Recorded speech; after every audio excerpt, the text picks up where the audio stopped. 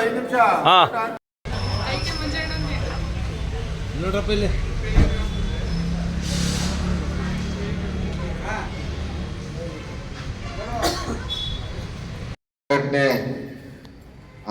ತಮ್ಮೆಲ್ಲರಿಗೂ ತಿಳಿದಿರಂಗೆ ಹಿಂದಿನಿಂದಲೂ ನಾವು ಹೇಳ್ತಾ ಬರ್ತಾ ಇದ್ದೀವಿ. ಭೀಮ್ ಆರ್ಮಿ ಕೇವಲ ಒಂದು ಜಾತಿ, ಒಂದು ಜನಾಂಗ, ಒಂದು ಧರ್ಮಕ್ಕೆ ಸೀಮಿತವಾದದ್ದಲ್ಲ.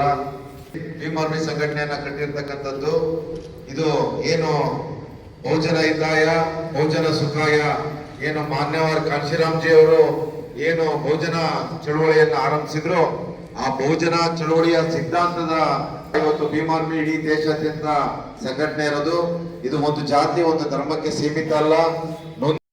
ಏನು ಮಾನ್ಯವಾದ ಕಾಂಶಿರಾಮ್ಜಿ ಅವರು ಏನು ಬಹುಜನ ಚಳುವಳಿಯನ್ನು ಆರಂಭಿಸಿದ್ರು, ಆ ಬಹುಜನ ಚಳುವಳಿಯ ಸಿದ್ಧಾಂತದ ಅಡಿಯಲ್ಲೇ ಕೂಡ ಇವತ್ತು ಭೀಮ್ ಆರ್ಮಿ ಇಡೀ ದೇಶಾದ್ಯಂತ ಸಂಘಟನೆ ಇರೋದು.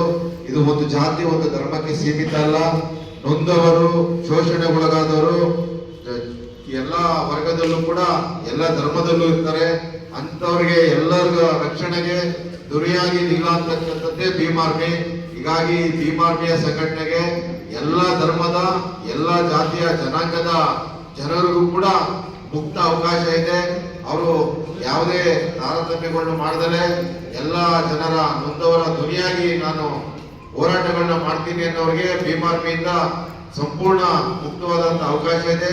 ಅವ್ರಿಗೆ ಪದಾಧಿಕಾರಿಗಳನ್ನ ಮಾಡಿ ಜವಾಬ್ದಾರಿಯನ್ನ ಹಂಚುವಂತ ಕೆಲಸ ಭೀಮ್ ಆರ್ಮಿಯಿಂದ ಆಗ್ತದೆ. ಹಾಗಾಗಿ ಏನು ಭೀಮ್ ಆರ್ಮಿ ಅಂದ್ರೆ ಬರೀ ದಲಿತರಿಗೆ, SC ST ಅವರಿಗೆ ಮಾತ್ರ ಸೀಮಿತ ಅನ್ನೋದಲ್ಲ.